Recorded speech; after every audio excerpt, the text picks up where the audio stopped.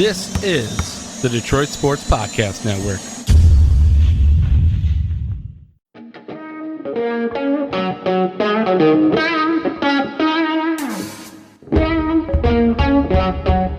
The biggest icon in podcasting.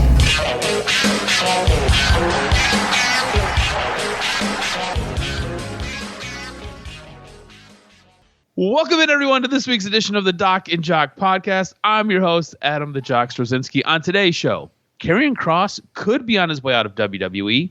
This New Japan star could be in, and an AEW star sidelined with an injury.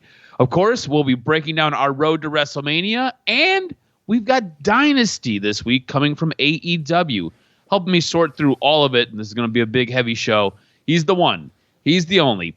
He lifts the tables and he slams the chairs. He is the Doc, John Macaroon. What's up, cuz? No doubt. Big, huge week of wrestling. I thought all the shows did some things to try and move their stories along. Unfortunately, a big injury could derail a WrestleMania match. It's a crazy time, and there's so much going on with AEW, WWE. We're on the road to WrestleMania. I think many people would argue that this week in WWE did a lot to move all the stories from Raw to SmackDown to everything that we've seen in between. Oh my goodness, let's go. Let's kick this off. What are we talking about? Yeah, man, when we're putting the rundown together, I sat there and I was like, holy cow. Like, I didn't realize this show was going to be this full. And it's like WWE did a ton this week. On top of that, like you said, we've got AEW with their Dynamite Go Home show. Collision's not airing yet before we're recording this. So, like, there is a lot for us to get through and a lot for us to sort out. Let's start with the way the week starts, and let's start with Monday Night Raw. John Cena comes out, Cody Rhodes interrupts his promo, and then these two go back and forth and deliver what I feel are truth bombs and haymakers. I want to get your take on this promo and this back and forth between these two guys that ended up in some physical altercations. The first time we've seen some physical altercations since Cena basically attacked Cody at the Elimination Chamber. But you had snippets where John Cena referred to Cody as his chauffeur. And I don't know if you picked this up or not, but John Cena basically lowered his voice the way that Jake the Snake Roberts used to, like really kind of leaning into that heel mantra, that heel motif. And the way he like curled the words chauffeur, like there was disgust in his voice. I thought it was fantastic. Cena also went on to say that everybody has been saying for years that he buries talent. He's like, I don't bury talent, I bury mediocrity. I thought this was absolutely fantastic by these guys. What did you make of this promo? I really felt like Cena had some of the harder hitting lines in it, but I thought Cody held his own. And if you can stand toe-to-toe with John Cena in a promo, you're doing a fantastic job. Yeah, no doubt. And that's what clearly they wanted to do with how they wanted to build this was, okay. And clearly it was so funny because I thought of you when John Cena was going, there's the why. And I thought it was great. It didn't need a whole heck of a lot. It's John Cena, it's Cody Rhodes. But I thought that the billionaire line referencing Tony Khan was great. Yeah, everyone loved it. Everyone understood it. Back and forth. And look, the great part was I would have thought that most people would have believed that John Cena would have been the one to put his hands on Cody Rhodes first. And it was the opposite. And it was a good visual. It was nice to see the champ stand up for himself and let John Cena know, hey, look, you sold out to The Rock. I didn't sell out. I'm here. And I thought the line was great, which maybe could have been delivered better because, Cody tells John, nobody told me, nobody's ever chanted at me, you can't wrestle. That could have been delivered in a different way than just so bluntly putting it. But all in all, it was great. It was cinema. Everybody loved it, and it was great to see these two guys go at it. And then John Cena laid out was great. I thought that Cody Rhodes standing there tall, because then it's clear, because that's the nugget. That's what everyone says, is that, oh, if Cody stands tall on Raw, does that mean that John Cena's going to win? Because that's kind of how wrestling has gone, where you throw that nugget out there. Does that pre-tell or preview what's going to happen at Mania? Well, you got to find out, and that's the whole point of a promo, is to get you more intrigued into what's going to happen. And oh yeah, we want to see this match. Let's go. Yeah, absolutely. And I think what you said there, Surprised that Cody put his hands on Cena first. Cody got to John Cena first. And I think this goes back to maybe a little bit of what we were talking about last week, where it almost feels like Cody's got to be a little bit more serious with this. He has to come in, he has to have a little bit more of an edge, because John Cena decimated him. The Rock completely annihilated him. Travis Scott possibly broke his eardrum and gave him a black eye. Like, you should be pissed off every time you go to the ring and you see this man. And I think this kind of helped give a little bit more of that serious tone, something that we were looking for, because it did kind of feel a little campy. It did feel a little, I don't want to say comedic, but it was a little bit too jovial. This really gave a bit more of an edge to it, and I thought this was really, really well done. I think this helped get you to kind of sink in and buy in to what they're trying to do here. And I think this was probably the best way you could have done it. You know, you have very strong promos from both these guys. Cody does not get shown up in this at all. John Cena has a habit of showing guys up when he's on the stick. Cody held his own. Cody gets the physical action of it as well.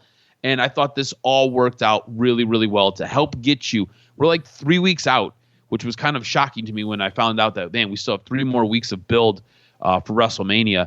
You're 3 weeks out. This really kind of helps let you now drive the point home. You don't have to do as much heavy lifting, because I feel like you did most of the heavy lifting here.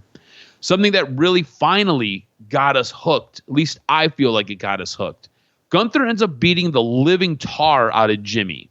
And Jay is zip-tied to the ring ropes and cannot help. And Gunther is just bloodying Jimmy, blooding him. And then he puts him in a chokehold and puts him back to sleep. They had a match earlier. Gunther ends up coming back and just kind of takes out both Jimmy and Jay. And then he just goes to work on Jimmy. And Jay has to watch all of this unfold in front of him. He can't reach and touch Jimmy to save him. He can't do anything. The cameras pick up some audio of what they're kind of saying back and forth to each other, and it's a little bit heartbreaking. I feel like this gave us the emotional hook we needed for this match. I felt like this match, as far as the build goes, felt like it had 2, maybe 3 weeks worth of build, and then they've just been kind of trying to push this along now for what has felt like 8 weeks. And it's been a bit of a long process to kind of get you emotionally invested in this. Initially, it was, hey, Gunther's beaten Jay every time that they faced each other. Jay doesn't have a shot. Jay's got to start believing in himself.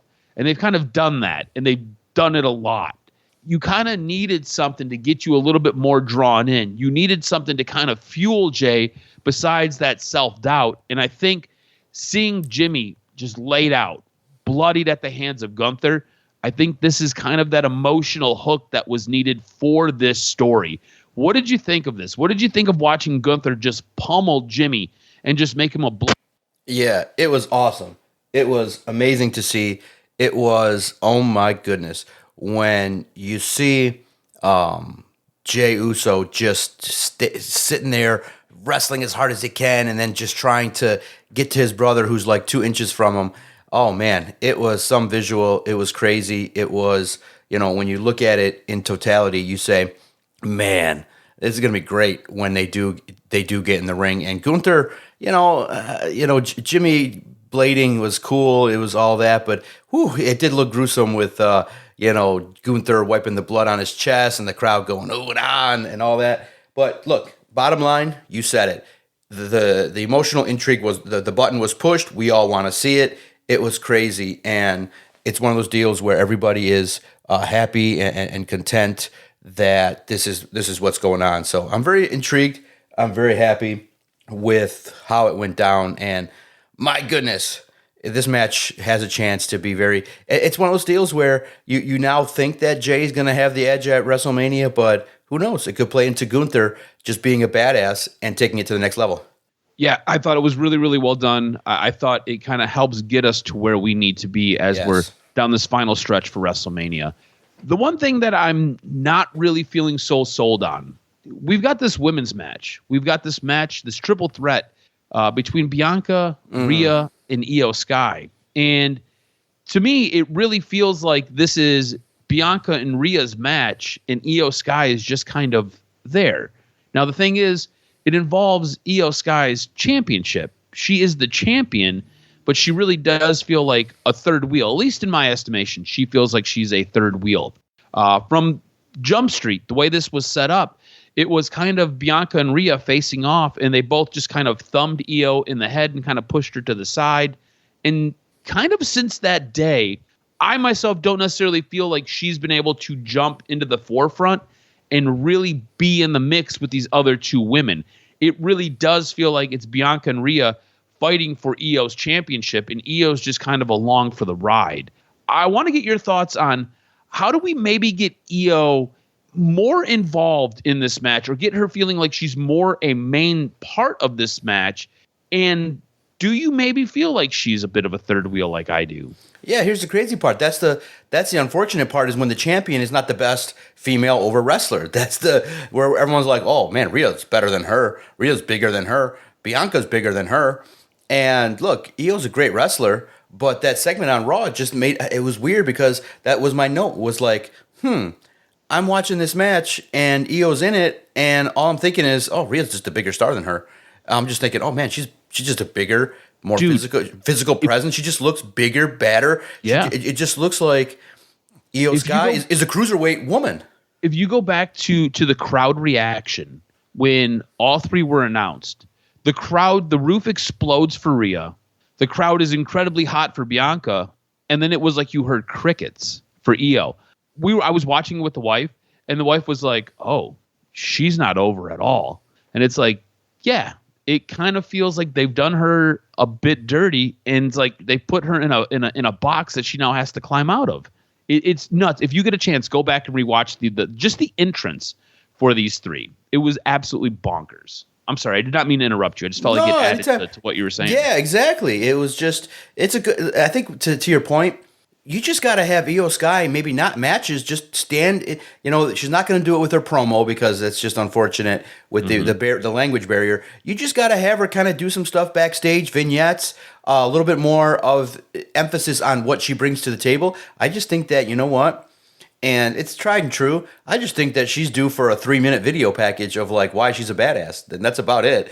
Is a nice graphically designed, a nicely edited package of, when she does the splash on Rhea, where she's won matches at big moments.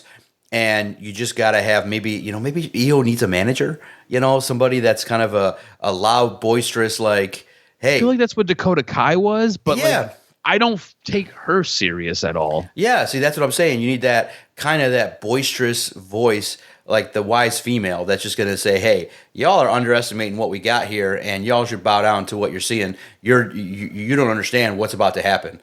And, a Mrs. Fuji kind of situation. Yeah. A situation where someone can come out and just let someone know what they're watching. And I hope they do it, but it's unfortunate when, you have a character that is really solid, but just the impact of their work is not at the level of the others. It's just, unfortunately, Bianca and Rhea are bigger stars, and unfortunately, Io is kind of the third wheel in this match. So hopefully, they can take advantage of that and give a couple high spots to her at WrestleMania and let her shine a little bit. You're Mrs. Fuji. I kind of like that idea. Who is available and who is a Hall of Fame wrestler, and she's absolutely fantastic. And it could work. Gail Kim's available. There bring you Gail go. Kim in. There you go. She's got an incredible mind for wrestling. So I'm just saying, just throwing it out there. That could work. I do like your idea. Something else that kind of felt a little bit underwhelming to me, and I want to get your perspective on it. We've had a couple weeks worth of promos. This guy was supposed to come in with his brother. They were supposed to be paired up. Right now, they're going to go their separate ways. They're going to do their own thing. One's on Raw, one's on SmackDown. I'm cool with that. Watching the Rey Fenix match, did you feel as underwhelmed as I did? I felt like for Penta, they kind of rolled the red carpet out. I felt like for Penta, it was hot. You were excited for it. I felt like for Rey Fenix, it was kind of like, all right, cool, let's go. To me, the sizzle wasn't there. Whereas for Penta, I felt like we were amped up to like a 12.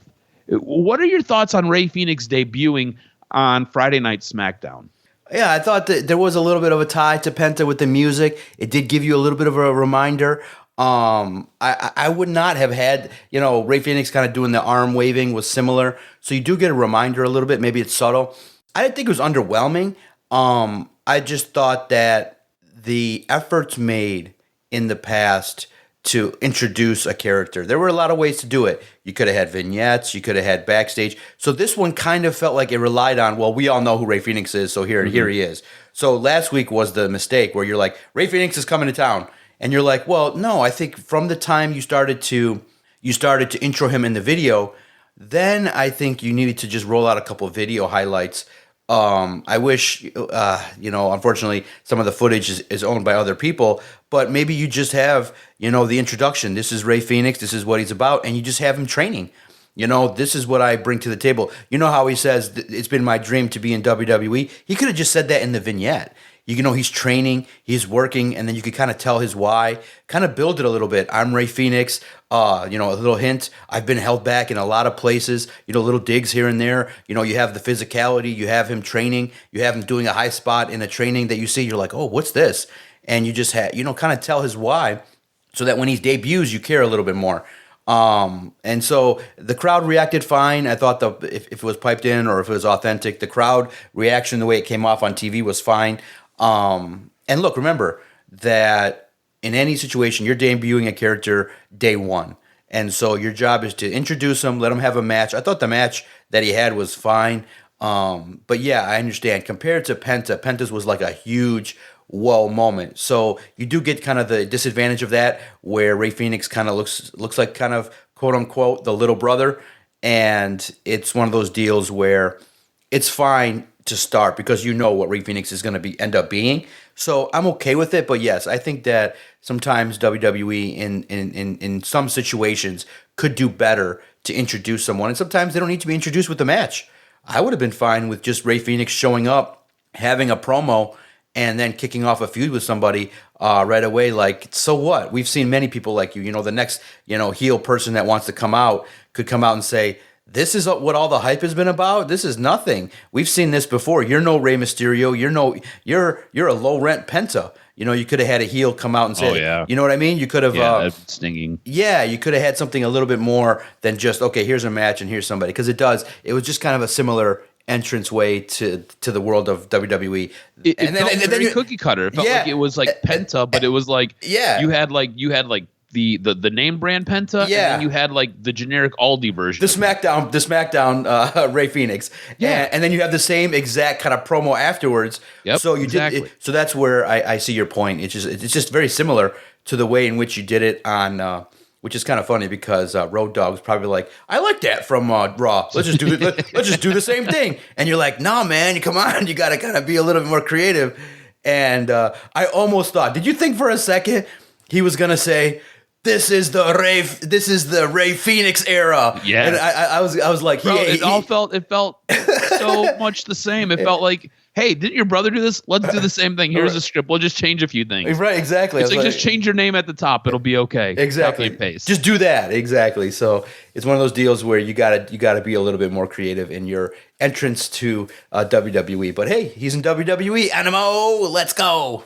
Yeah, look, I'm excited for what it could be. I just felt like, man, you built this up for a couple of weeks. We knew it was coming.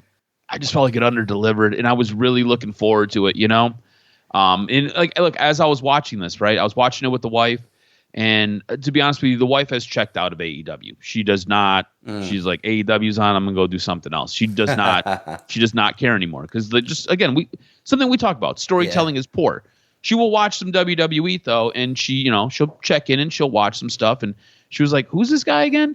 And I was like, Penta? She knows I love Penta. So she's like, I was like, that's his little brother. I was like, he was tied up in AEW, and she was like, oh, okay. And I kind of got her all caught up on it, and she was like, okay. She's like, even she said, she was like, doesn't kind of hit the same. And I was like, does not.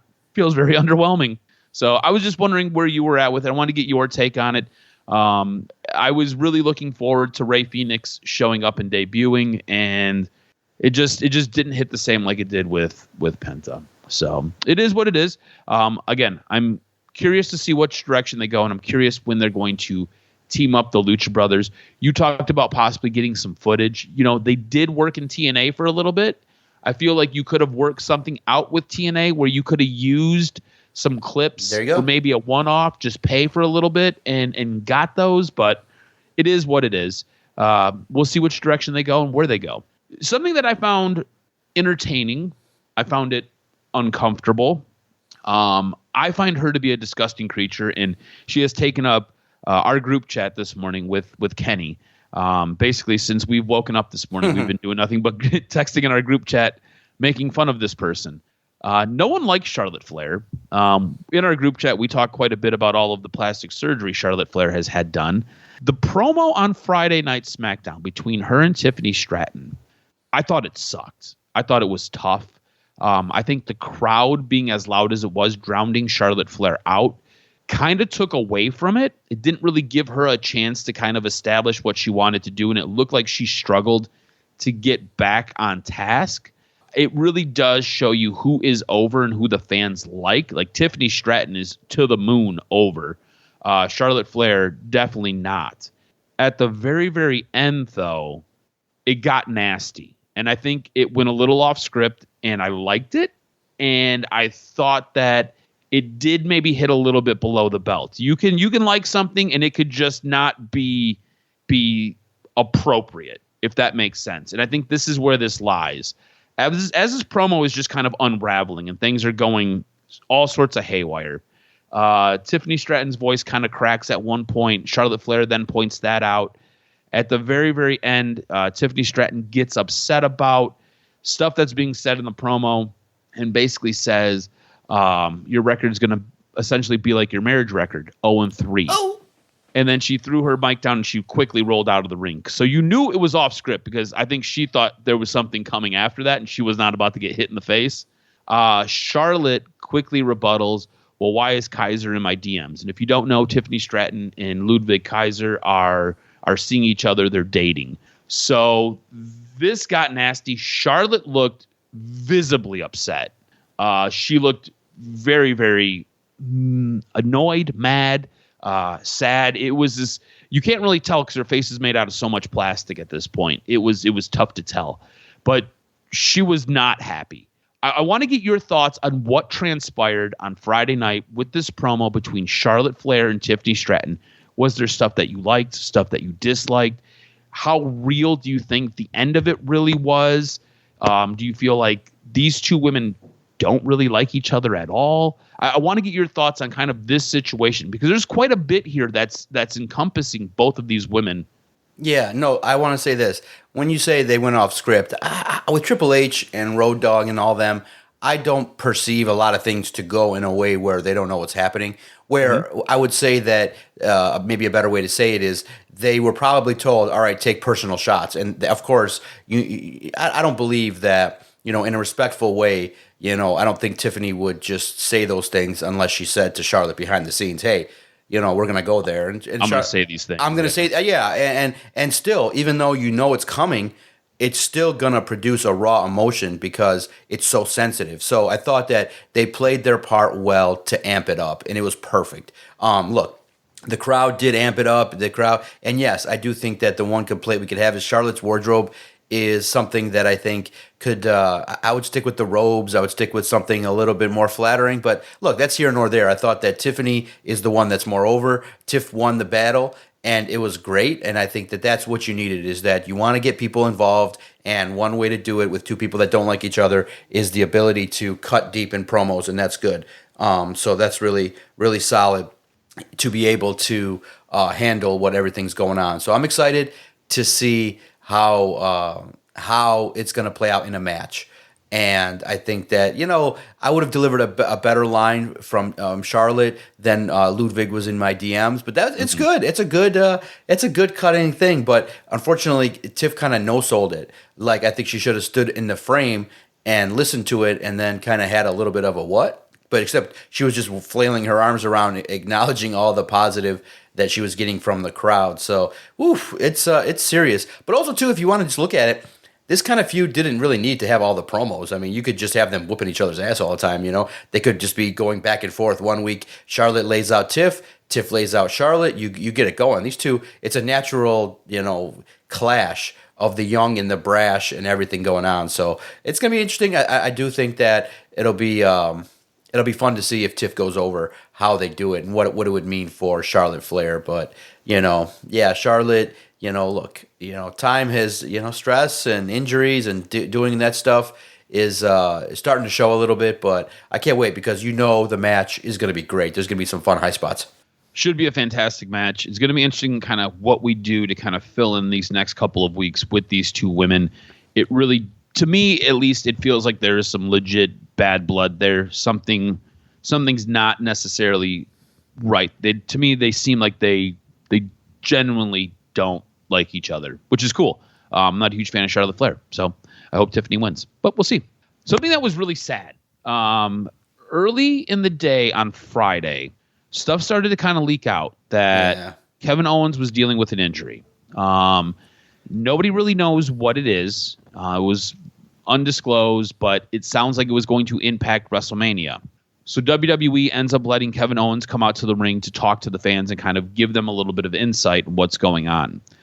Kevin comes down to the ring dressed in some Bret Hart gear, and he basically announces to the world that about 4 months ago, and I was trying to date this back. The only thing I can really think of that happened 4 months ago, he had a match with Cody Rhodes on Saturday night's main event. He might have suffered a neck injury there. I'd have to go back and rewatch the match, but I don't ever remember anything sticking out where I was like, man, he might have got hurt there. But he is supposedly dealing with a very serious neck injury, and he's going to have surgery. And he's not sure if he's going to be able to come back from this. It sounds like this is incredibly dire.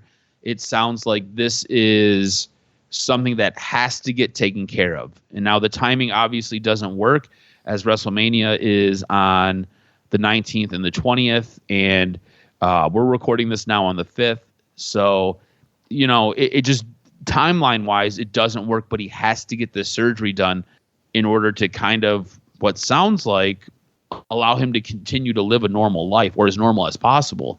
It really felt like he kind of retired a little bit on Friday night.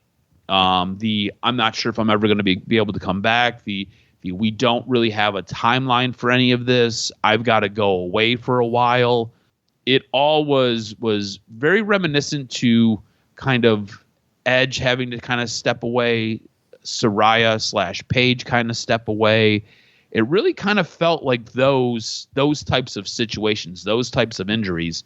I want to get your thoughts on Kevin Owens possibly retiring, the timeline of it. There's so much kind of wrapped up in this, and then kind of what that spells for Randy Orton, who ended up coming to the ring as Kevin was exiting. They share a moment where they kind of go back and forth. It doesn't look like anything nasty. I do believe these two guys really do love each other in real life. Randy Orton ends up hitting the RKO on Nick Aldis. Maybe you see these guys in a match at WrestleMania. I don't know. I'm not sure what's going to happen for Randy Orton at WrestleMania, but Kevin Owens out of WrestleMania and maybe out of wrestling. What are your thoughts on this whole story? Yeah, man, the world hits you fast, right? When the news broke and you were hoping maybe it was, unfortunately a work, but nope, it's real. It's he's only 40 years old, so he had a good 8 years or more in the ring. But life hits you fast. He's 40 years old. It's a product. You just appreciate the work that he did, and it's unfortunate that the wear and tear. It's just going to happen to a lot of wrestlers. The physical style that he had, you hope that maybe he just gets a year off, and he's dealt with so many injuries. You hope that he comes back, but the early part of his 40s may be down due to injury. It stinks because you know what you had, and you know that if he does come back, you hope that he gets one big run left. And first and foremost, you just care about the man's health. You hope that Kevin Steen can take care of himself and his family. But if his last match is against Sammy in Canada, that's a hell of a way to go out. And Kevin Owens sacrifice. It's a sacrifice, man. It's no joke that these guys are flying around and they're hurting themselves, and these bumps and bruises will leave you worn down and injured. I'm just glad that they said that they've been looking to figure out what the hell it was for the last 4 months. I'm glad they figured it out, and he can get on the path to get himself right, like Randy Orton said. It stinks, but most importantly, you hope that Kevin Owens gets back in the ring as fast as possible. I think the one thing that you say whenever you meet a wrestler, probably the best thing you say, is thank you for your sacrifice. Yeah, no doubt. Because these guys go out there and they lay their bodies on the line every day, every night. They're doing things that you physically shouldn't be able to do, and they do it night in, night out. When you train to be a wrestler, they talk about this thing, building a callus. And basically your first couple weeks of wrestling, all it is running ropes and then bouncing on your back. And the purpose of the bouncing on your back is to build your nervous system up to be able to handle those blows of getting slammed and to build that thickness on the skin so you're not busting open and you're not bleeding all over the place when you're hitting the ropes and then you're falling on your back. And it's there to help your joints, and it's there to help your body be able to learn to absorb these types of shocks. These guys are in like 20-mile-an-hour car wrecks repeatedly throughout a match. That is kind of what that is. Imagine if you were in a 20-mile-an-hour car wreck. You're probably going to the hospital. You're getting looked at. You're going to be sore for a couple of days. Now, do that on a Monday night. Do that on a Tuesday night. You might get a Wednesday off. You're coming back Thursday. You're coming back Friday. And then you're probably going to do it on a Saturday and a Sunday as well. That's what these guys' schedules are. So it is a complete sacrifice for your entertainment, what these guys do. I think the sad thing was Kevin Owens leaving. A fan ended up saying something to him, and Kevin lost his shit. Like, Kevin went and got right in his face. And that's the one thing about Kevin Owens or Kevin Steen. He does have a little bit of a short temper sometimes. And if you push the right buttons, he is known to basically tell you right where you stand. And he does not take BS from fans. And he got in that fan's face, and the camera was on it quickly, and then it cut away very fast. And you could see the concern in Nick Aldis's face, and as well as Randy Orton's face. It looks like security kind of went over there and kind of handled that situation and got him to the back, and then everything kind of just kind of unfolded inside the ring with Randy Orton and Nick Aldis. But sad day. Kevin Owens won't be at WrestleMania. Not sure what's going to happen with Randy Orton. We'll see what takes place. I think the big thing coming out of Friday Night SmackDown, though, we found out what the favor was. You've had all this talk all week long and for the last couple of months about CM Punk being owed a favor. Found out what it was finally. And it was completely jarring to Roman Reigns. It made Seth Rollins laugh with glee. And it kind of puts CM Punk in this weird little power position as they head to their triple threat match at WrestleMania. The favor was Paul Heyman has to back CM Punk and has to stand in his corner at WrestleMania. These were things that were discussed years ago when Paul Heyman was initially let go by Vince McMahon in WWE and CM Punk was there working. Remember, CM Punk is one of the original Paul Heyman guys. And CM Punk has come back to collect on that favor. Earlier in the night, Paul Heyman said, whatever it is, I'll do it. It's no problem. He saved my tribal chief. He saved our family. So anything he needs, I got him. It's what it is. And when Roman Reigns looked at Paul Heyman and was like, tell him no, Paul was like, I cannot. And Paul Heyman does such a fantastic job of pulling that emotional card and acting. I thought he did a great job of looking like he was caught between a rock and a hard place, because he wants to be loyal to Roman Reigns, but at the same time, he's made this promise and he has this bond with CM Punk that he cannot go back on, and he refuses to go back on. And it puts him in this weird spot. I thought it was well done. Roman starts to kind of unravel, and he ends up backing Paul Heyman up into a corner of the ring, only for CM Punk to hit him from behind.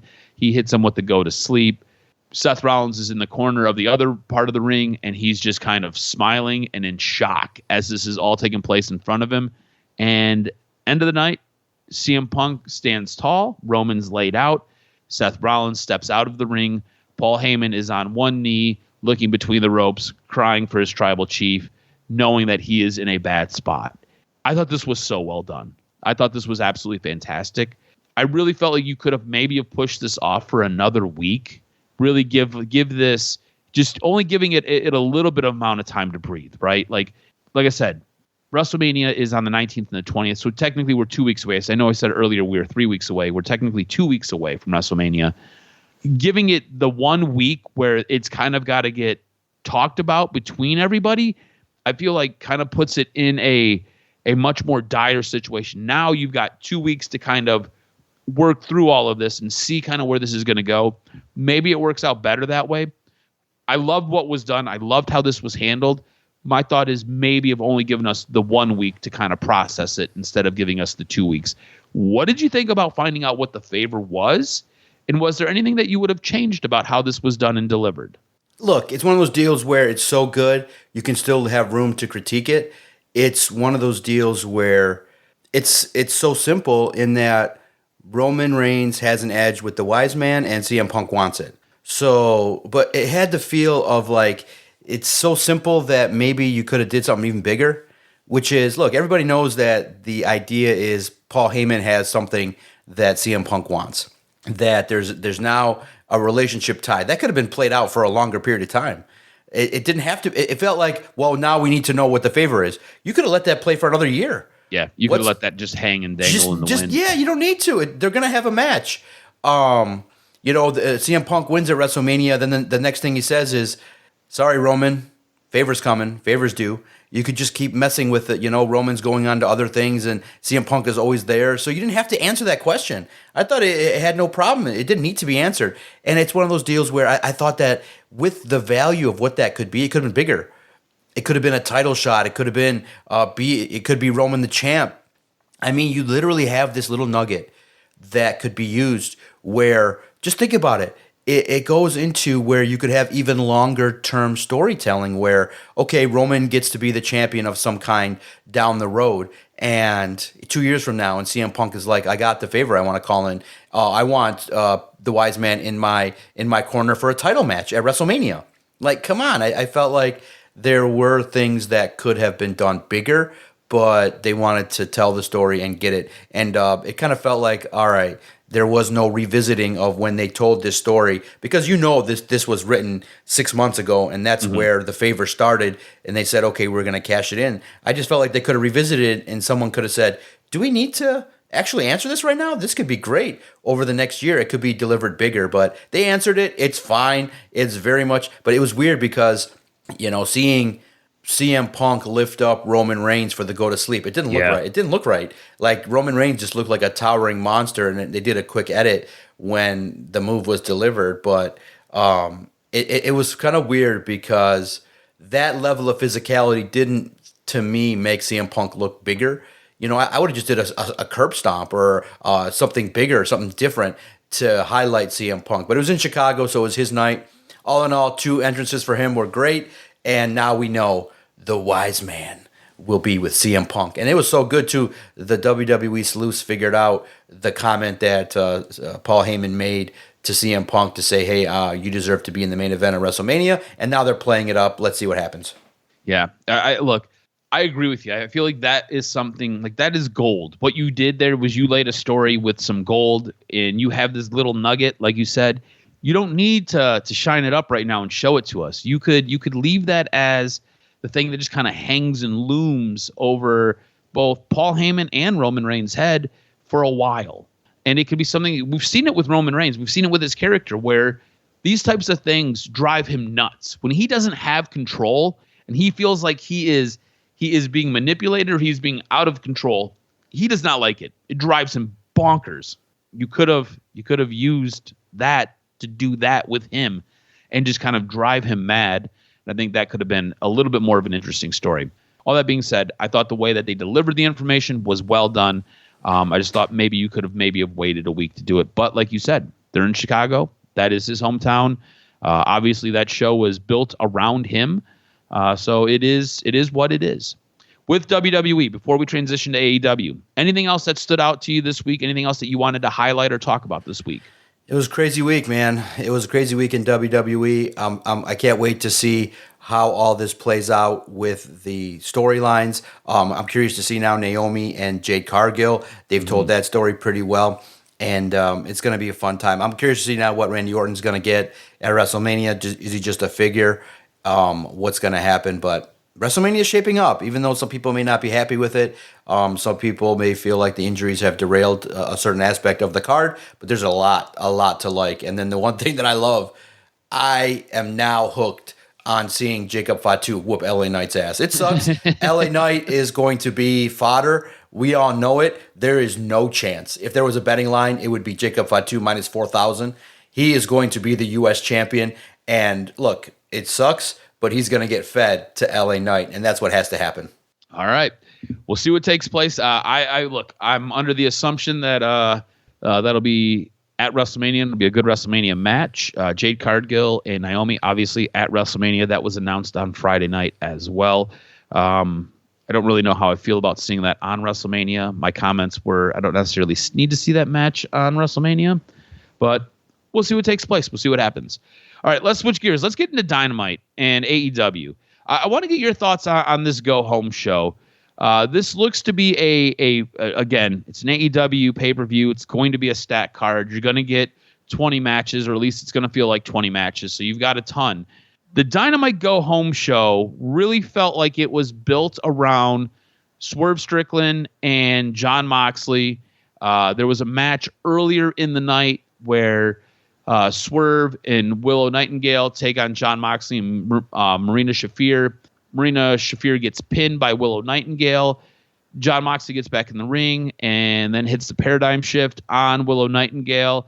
They tried to play up that she's got a neck injury, like a looming neck issues, and she's going to be out of action for what appears to be a little bit.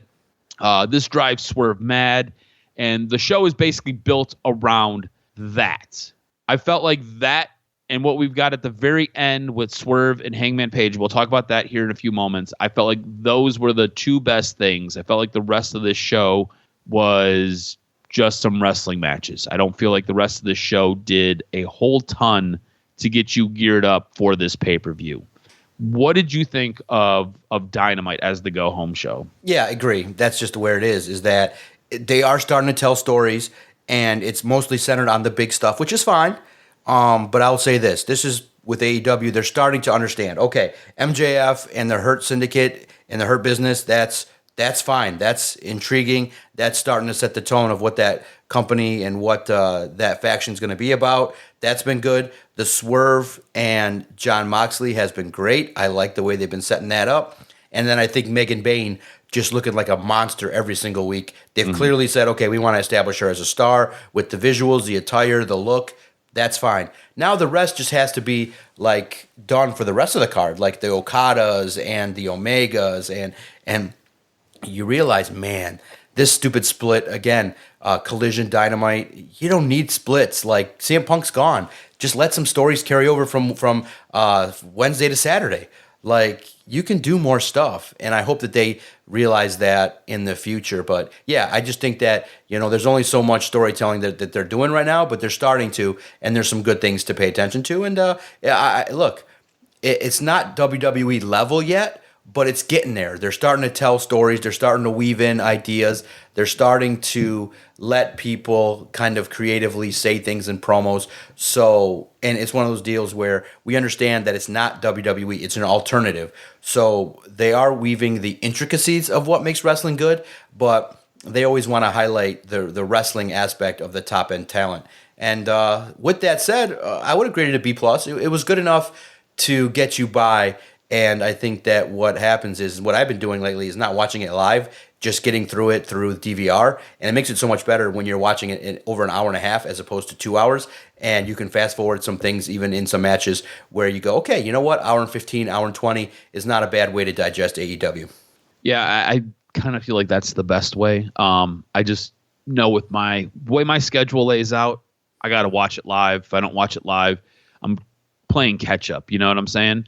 So it's weird. So like as of right now, and I will be going to a more of a DVR format for AEW coming up in a couple of weeks. But right now I watch Monday Night Raw on basically DVR, right? I watch the Netflix replay of it all. So there's some stuff that they end up editing out, which is really unfortunate. So obviously you can find the stuff online and you know what everybody's talking about. So you pay attention there. But you go back and you rewatch the show on Netflix with the replay of it. So a couple weeks I'll be able to watch Monday Night Raw regularly scheduled, but my Dynamite will shift, and that will go to more of a DVR'd format where it'll be like you. I'll be able to kind of crunch through it in about an hour and 15 minutes, which will be probably much more enjoyable. So we'll see. But like I said, best part of the show, you have Swerve stalking Jon Moxley, looking for him. He's in the back, getting ready to close the show, looking, hunting for him. Hangman Page kind of comes out of nowhere, is like, I told you before, I'm not going to let you win that championship. You're not going to have it. And they're in each other's face. Security comes to try to break it all up. And Hangman's waving a finger, and he's yelling at Swerve. And Swerve's like, I don't think you understand. We have to do this. This has to be done. I've got to take care of this. And Hangman's like, you'll never have that championship. I told you. And then it got personal between the two. Hangman says, you broke into my house and you cut a promo on my baby. And Swerve was like, you burned my house down. And Hangman was like, you deserved it. And Swerve was like, I did. And the best moment was this cold bucket of water being thrown on Hangman, where he didn't know how to respond. He was like, I felt like it was what he was looking for this whole time, saying, you pushed me to my limits and you made me do things that I didn't want to do. And now you're acknowledging that you deserved everything you had that I did to you. I thought it was a fantastic moment because Hangman looked shocked and rattled. And you can kind of see we're going through this little bit of a transformation with Hangman in his personality. You kind of seen it with the MJF match. And I think this kind of builds on it, which, again, very good. Good storytelling, right? You have a match with MJF, and there are things that are subtly changing with Hangman's personality. This kind of helps drive it forward and get it more over the top.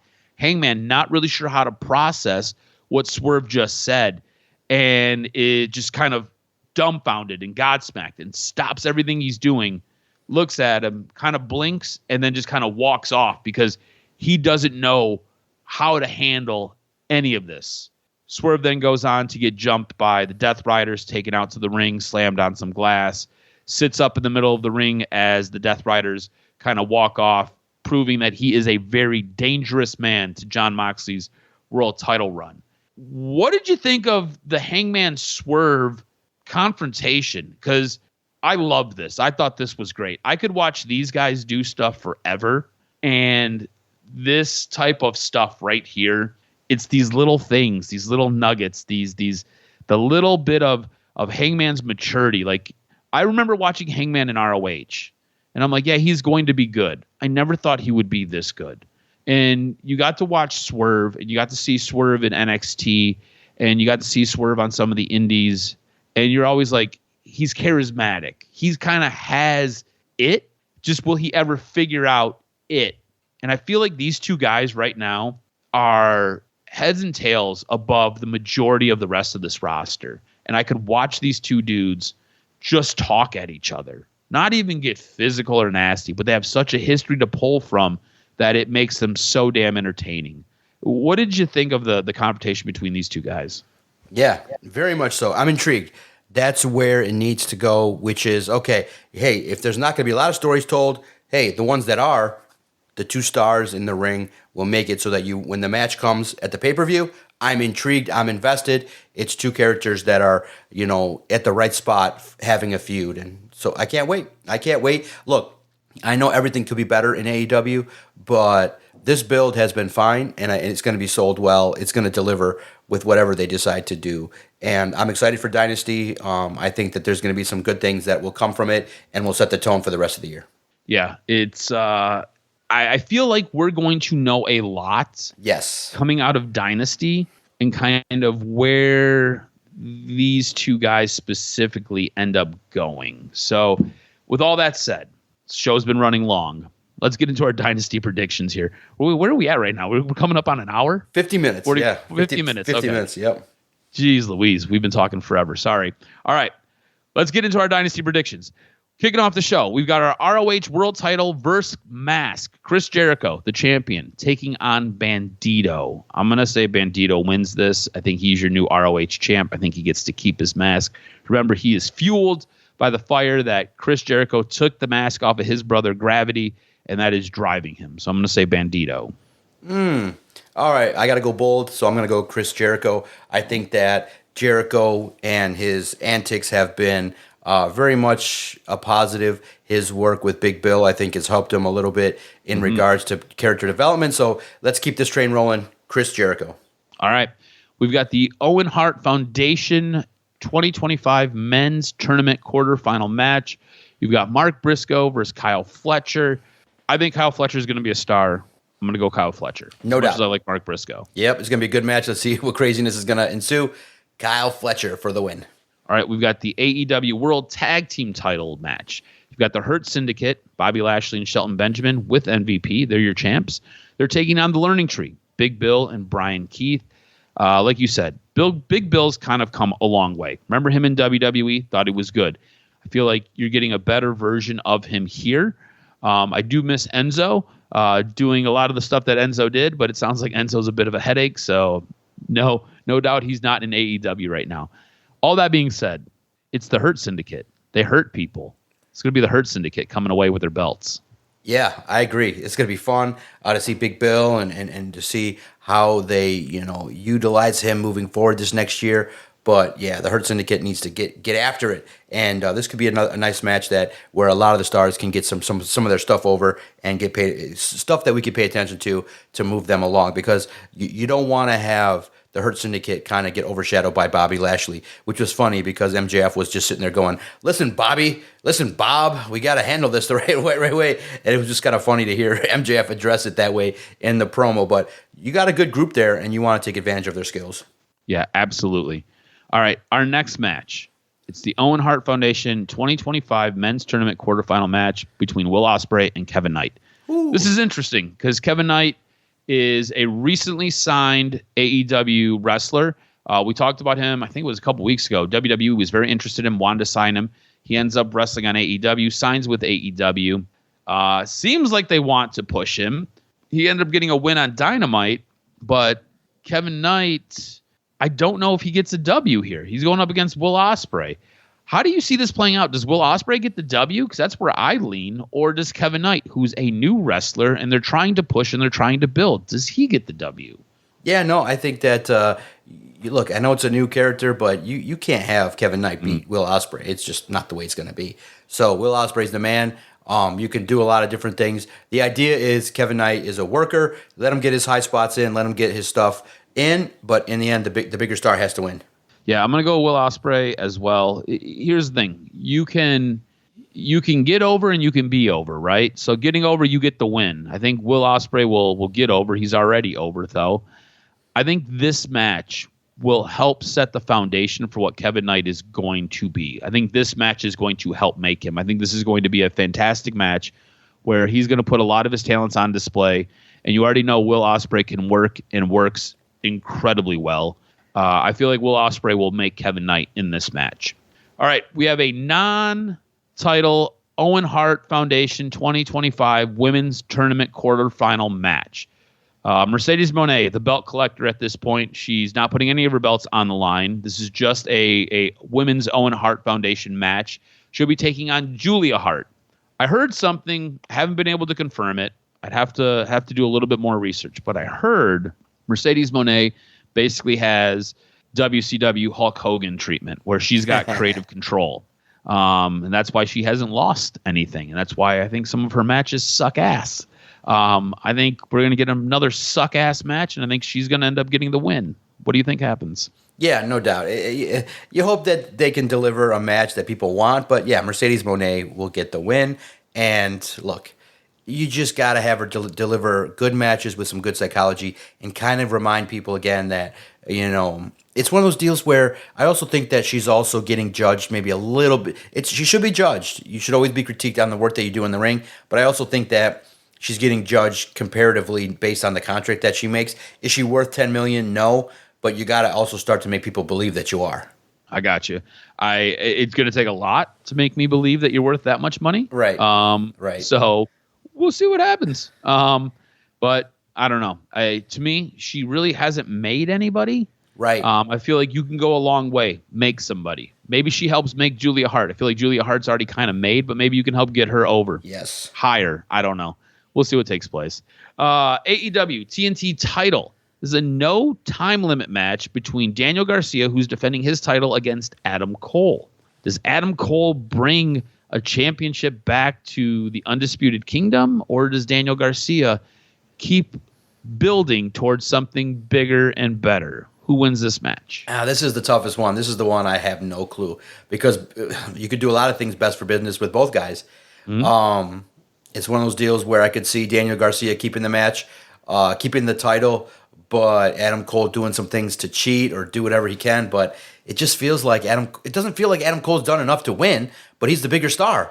So it's an underwhelming title run for Daniel Garcia that would be highlighted with a win. So I'm just going what's best in my head for character development, and that's Daniel Garcia keeping this title, but Adam Cole maybe not worrying so much about the title and just destroying Daniel Garcia after a loss. Yeah, I think Daniel Garcia gets the win as well. Again, you're trying to get him a little bit more established. You're trying to get him. The crowd is already into him.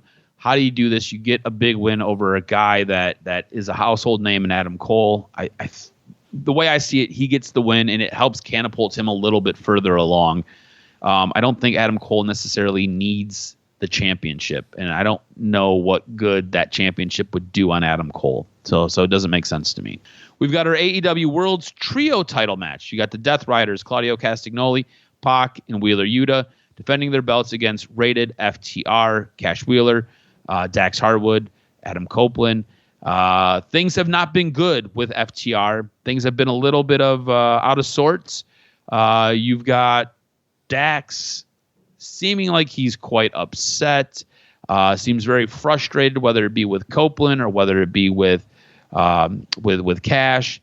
I could see Dax turning in this match and taking out both Cash and Cope, leading to the Death Riders getting the win. I'm not sure though. I don't think Rated FTR wins this match. I think this adds to whatever is going on with Dax Harwood. And I think, like I said, I could see him turning on his friends in this match. I'm going to go Death Riders, even though I don't really want them to win. I just think that there's a bit of a screw loose with Dax right now. How do you see this match playing out? Yeah, no, I think differently. I think that to have the more impact of the turn or the dissension, you got to have a title. I think that this would be a good chance for them to kind of roll together with a belt, and you can see their bond growing. And then when the dissension hits, when they lose it, or when the situation happens where things don't go right, I think it's a good time, because I do think that they're trying to push Cope. And I do think that FTR and the relationship with them, it needs to be solidified a little bit more. So give me some new champions in the trios division. Kind of like you're thinking. Can I change mine? Sure, I don't mind. All right, I'm going to change mine. I'm going to go FTR. I'm like, this one, to me, this one is the hardest one. Just because it is tough. Dax is the missing key to it. Like, how is he going to behave? What's going to happen? Right. But I do like your idea, because if he has a title on him and then he turns and stabs him in the back, it's more interesting that way. And I think the belts need to get off the Death Riders, because I don't think anybody cares about these belts while these guys have them. Right. So I think you're right. Okay. You got me sold. We're going to go with FTR. Rated FTR. All right, next match. We've got our AEW International title three-way match. We got Kenny Omega defending his title against Ricochet and Mike Bailey. I got Kenny Omega retaining his belt. I think this is going to be a high-flying, high-spot match. I think it's going to be really, really good. But Kenny Omega comes away with the dub. Kenny Omega, baby. All right, our next match. We've got our AEW Women's World Title match. Toni Storm versus the Doc's favorite, Megan Bayne. Again, Megan Bayne's got a fantastic look. Like, she is a badass for sure. I think Toni Storm wins, though. I think this match does help get Megan Bayne over, though. Yes, and Toni Storm, I think that there's so much work that she can do to get herself even to the next level of superstardom. Megan Bayne's going to wow. I think a lot of people are going to be intrigued. I think it's still too soon to put the title on her, and it would make the title irrelevant if it keeps bouncing around the way it has. You don't go within 3 months to have 3 title changes. That would be crazy. So Toni Storm retains. All right. Finally, we have our main event, the AEW World Title match. Jon Moxley defending against Swerve Strickland. I've got Swerve winning this match, and the reason for that is I think it puts an end to Jon Moxley's reign of terror. I think it sets you up for All In Texas, where you've got Swerve and Hangman. Remember, Hangman's motivation is you will never be champion. I cannot allow you to have that belt. He wins the belt here, and then it sets them up in a duel where Hangman is trying to take that belt off of him. And that is the reason why I think Swerve wins this match. What do you think? Yeah, it has the feel of the company wanting to make Swerve even bigger. I could see both. That's what's crazy, is that Moxley has been a champion at the top of his game. And I don't know, because if you look at it, what's best for business, I think it's probably best for a face. So while I do think that Jon Moxley, I would not be shocked at all, I do think that Swerve needs to take this to the next level and get more people back on board with some positivity, and getting some dream matches down the road for the next couple months, I think would be best for business. So the new two-time AEW World Champ, I think, should be Swerve Strickland. All right, let's quickly recount the card. We both have Swerve winning in the main event over Jon Moxley. We both have Toni Storm retaining her title, as well as Kenny Omega retaining his. We've got new AEW World Trios champions with rated FTR. We both have Daniel Garcia retaining his title. We've got Mercedes Moné winning her quarterfinal match over Julia Hart. We both have Will Ospreay winning his quarterfinal match over Kevin Knight. We have the Hurt Syndicate retaining their belts against the Learning Tree. And we've got Kyle Fletcher winning his quarterfinal match over Mark Briscoe in the Owen Hart Foundation match. And then we've got differing opinions. We've got Bandito. I've got Bandito keeping his mask and becoming the new ROH World title holder. And you've got Chris Jericho retaining his championship and getting Bandito's mask. Jam-packed card, a ton. There's probably going to be a couple more matches that get added to it. Should be a fantastic card. It'll be on Sunday. You'll want to check it out. We take a look at calling the card. I've got a 5-point lead. Doc's got to start making some steps up here, because WrestleMania is right around the corner, and that kicks off our new season of calling the card. So good luck to you, sir. Good luck to me. Quickly, show of the week. I want to give it to SmackDown. I thought SmackDown had so much in it. I felt like when I was putting this show together, I had to pare stuff down just so we didn't run into 2 hours. So I want to give it to SmackDown. What are you thinking? No doubt. SmackDown was the show of the week. Now we get to one of my favorite parts of the show. This week's professional wrestling news and notes. What made your list? All right, Karrion Kross could be on his way out of WWE. Per Fightful Select, Kross is in his contract year with WWE, meaning that he is in his final year of his contract. While some have told Fightful that Kross' contract is set to expire in the summer, Fightful hasn't been able to confirm this. Kross first joined WWE in February of 2020 before becoming NXT champion that August. He was called up to the main roster following 2 NXT championship reigns in July of 2021 and wrestled on the roster until his release that November. He was one of the first stars to return to WWE under Triple H's regime, making the comeback on SmackDown in August of 2022. Should Karrion Kross go back to WWE? Let us know at Adam R. STROZ or at Detroit Podcast on Twitter or X, whatever we're going to call it these days. Where do you think Karrion Kross should go? Could he be a bigger star in AEW, or should he come back to WWE and kind of keep doing what he's doing? We're interested. With one going, one could be coming in. Tetsuya Naito is currently working as a free agent per Tokyo Sports. In an exclusive story on his status, we learned that Naito's last contract with New Japan Pro Wrestling expired on January 31st. However, the ongoing contract negotiations have been put on hold 3 times since then. Naito is approaching the 20th anniversary of him officially joining New Japan, with the former IWGP World Heavyweight Champion graduating from the New Japan Pro Wrestling Dojo system in November of 2005. The speculation is WWE could take a run at him. Naito was one of at least 3 New Japan Pro Wrestling talents WWE was reportedly interested in signing in 2018. Naito previously stated that he was approached with a contract offer, which he turned down. Naito currently holds the IWGP Tag Team Championship with Hiroshima Takahashi, which they won from AEW's Young Bucks in February. An AEW star is sidelined with an injury and caused changes to creative. And an update on Jay White from Fightful Select. Jay White had suffered a legitimate injury ahead of Wednesday night's Dynamite show, with the storyline reason being created to explain it on air. Fightful confirmed Jay White's injury, noting that that he is expected to undergo surgery. However, it's not yet been confirmed what the injury is specifically, but it has caused some significant creative changes due to his removal from the Owen Hart tournament. New AEW talent, Kevin Knight, would end up taking his place in the tournament. So we'll have to see what takes place with Jay White. We will keep following up on this and keep you updated.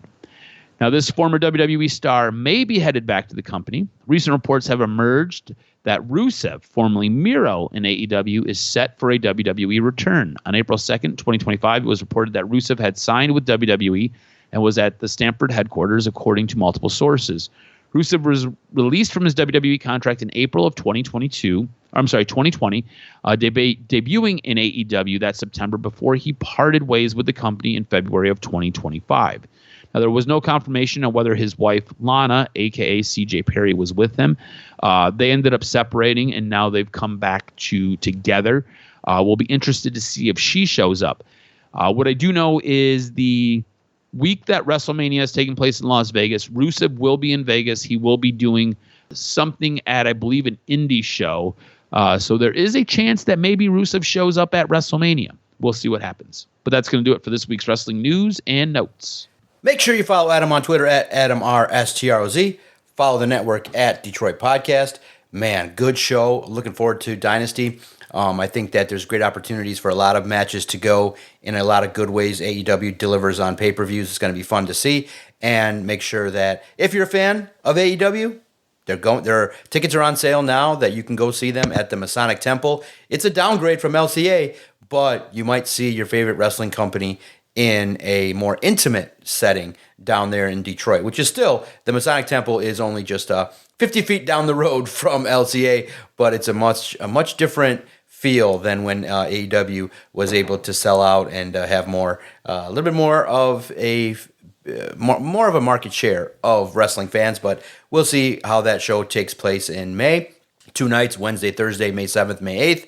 You can check out AEW in Detroit back-to-back nights. It's going to be a fun time. And if you're a fan of wrestling programming, A&E does a great job of highlighting a lot of wrestling shows and rivalries, and the LFG show is great. And Stephanie McMahon, the early review is her interview show is real dynamic. The first 2 subjects have been great with returns and CM Punk and Cody Rhodes. My goodness. What do you know? A WWE insider doing a WWE show on ESPN. What a way to market your company. It's really great. She's a natural interviewer, and who better to talk about WWE than Stephanie McMahon? It's a hit. Check it out. It's you got to have ESPN Plus, but with the work with Omaha Productions, it's a hit. It's going to be a hit, and the first 2 shows highlight what she can do and what she can bring to the wrestling community. Cuz I can't wait to break down Dynasty next week on the next episode of the Doc and Jock Wrestling Podcast.